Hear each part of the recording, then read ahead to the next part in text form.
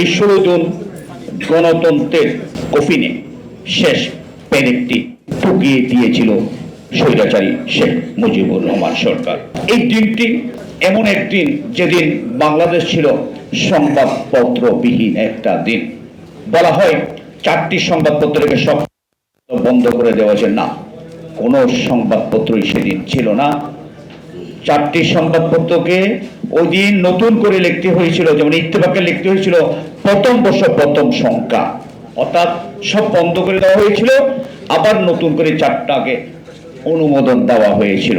বাস্তবিকতা সেদিন ছিল সংবাদপত্রবিহীন একটি দিবস। সারা দুনিয়াতে এই ধরনের কোনো ঘটনা দ্বিতীয়টি আছে বলে অন্তত আমার জানা নেই।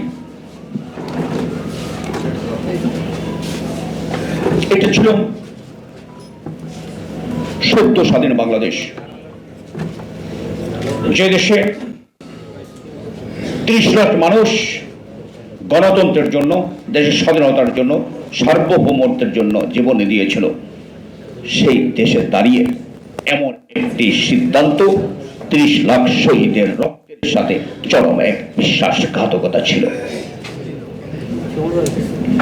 বাস্তবিকতায় যদি বলি, এই 16 জুন গণতন্ত্রের কফিনে শেষ পেরেকটি ঠুকিয়ে দিয়েছিল স্বৈরাচারী শেখ মুজিবুর রহমান সরকার। টানা 7মবারের মতো বেস্ট টিস্যু পেপার ব্র্যান্ড হিসেবে স্বীকৃতি পেয়েছে বসুন্ধরা টিস্যু। আপনারা জানেন, শুধু যে পত্রিকাটি বা পত্রিকাগুলো বন্ধ করে দিয়েছিল তা নয়, গোটা জাতিকে অন্ধকারে নিমজ্জিত করেছিল তা নয়। শেখ মুজিবের শাসন আমল জুড়ে ছিল সাংবাদিক নিপীড়নের ভয়।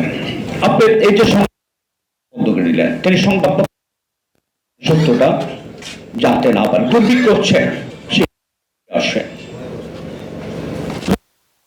রিলিফ লুট হচ্ছে, সেগুলো মিডিয়া আসছে। আওয়ামী লীগ যুবলীগের লোকরা ব্যাংক ডাকাতি করছে মুজিব পুত্র, সেই নিউজগুলো মিডিয়া চলে আসছে। লাগামহীন ভাবে দুর্নীতি করা শুরু করে দিল, রাজনৈতিক নিপীড়ন খুন খারাপে বেড়ে গেল, রক্ষী বাহিনীর অত্যাচার বেড়ে গেল। পদ্মা নদীতে মানুষের দেহ আর মস্তক ভাসতে লাগলো।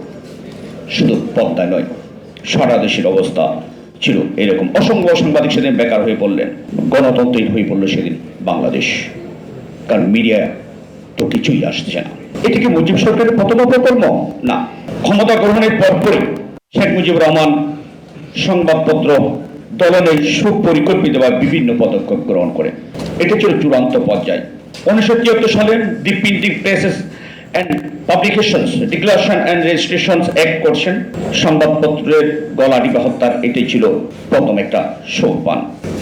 74 সালে বিশেষ ক্ষমতা জারি করলেন, এর মাধ্যমে সংবাদপত্রকে নিয়ন্ত্রণের পুরো একটা ব্যবস্থা করা হলো।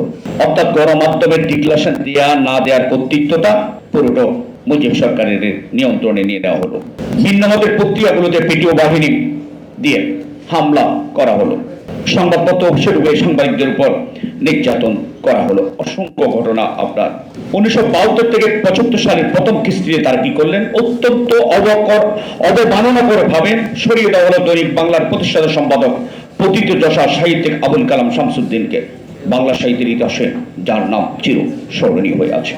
মিথ্যা অভিযোগে দীর্ঘদিন যাবৎ কারাগারে নিয়ে নির্যাতন করা হয় দৈনিক পূর্বদেশ সম্পাদক মাহবুল হককে।